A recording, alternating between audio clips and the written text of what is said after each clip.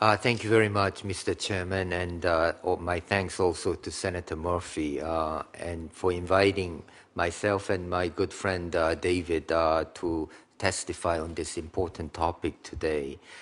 Before we begin, I would like to thank you for your work on building bipartisan consensus on engaging Asia Pacific. As you have already noted, this is the second hearing under your chairmanship already on this topic of rebalance to Asia.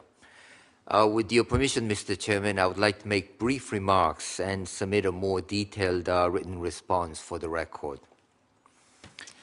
U.S. policy toward the Asia-Pacific reflects the recognition that U.S. prosperity and security will be defined increasingly by what happens in the region and how we engage the region. Asia-Pacific is home to 2/3 of the world's population and many of the world's fastest-growing economies. It offers enormous opportunities, but also challenges for U.S. political and economic interests. The annual flow of U.S. investment to East Asia nearly doubled from $22 billion in 2009 to $41 billion in 2011.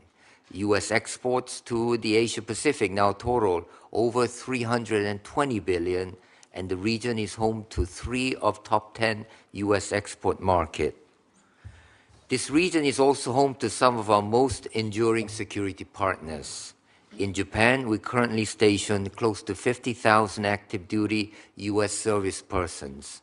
In Korea, we have some 30,000 service persons, and of course, we also have important treaty alliances with Australia, the Philippines, and Thailand. As our response to recent events in North Korea demonstrate, there is no uncertainty about U.S. military and defense resolve in responding to security challenges in the region. And of course, my colleague from Pentagon, Dusty Helvey, will get into more detail on these issues. However, Mr. Chairman, it is also very important to note that security and defense cooperation is only one part of our engagement. Many challenges, both present and future, will be non-military. So as we deepen our military engagement, we're also engaging with our partners and allies in our economic, political, and people-to-people initiatives to demonstrate our longer-term commitment to the region. We do this by making progress on bilateral and multilateral trade and investment agreements. We do this by coordinating on law enforcement and counterterrorism initiatives, by adopting programs to combat trafficking, and by advancing good governance, democracy, and human rights. Another important pillar of our active participation in building regional architecture that strengthens stability, security, and economic growth throughout the region. To this end, we will deploy our most senior officials. In June, Secretary Kerry will participate in the ASEAN Regional Forum ministerial meetings.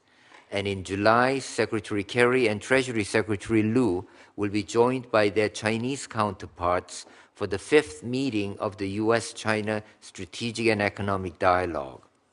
In October, President Obama will attend the APEC Summit in Bali and his 3rd East Asia Summit and his 5th U.S.-ASEAN Summit in Brunei. We believe these multilateral institutions will deepen our security ties and strengthen our alliances in the region. Mr. Chairman, I also want to emphasize by taking this opportunity that we in the State and Defense Department have the closest of coordination to ensure our military presence and operations in the region match our diplomatic goals and objectives. These include what we do together to advance freedom of navigation, to counter proliferation and counterterrorism, and what we do together for the respect of human rights and the rule of law. And they also include how we operate for humanitarian assistance and disaster relief, and of course, how our nation's own ability to respond to security challenges of the region. And as you know, Mr. Chairman, in most of our missions in the region, we have Defense Attaché's office that reports to the Chief of Mission, and works very closely with Foreign Service officers from the State Department. An example of how we're doing this is our close cooperation with Japan on consolidation and realignment issues of our forces there, which seeks to maintain a sustainable military presence and preserve peace and security in the region. As we continue to work with DoD to enhance our partnership, build local capacity to deal with threats and disasters, and to promote democratic values, our security assistance resources are very important. In particular, I would highlight foreign military financing, FMF, and international military education and training, IMET. Those funds have been critical in our engagement in the region. Through this assistance program and working together with DoD, it remains vital that U.S. continue to demonstrate through intensive and sustained non-military engagement as well, our firm and unwavering commitment to the region. Thank you, Mr. Chairman, for inviting me to testify. I'm very pleased to answer any questions you and the members of the committee may have.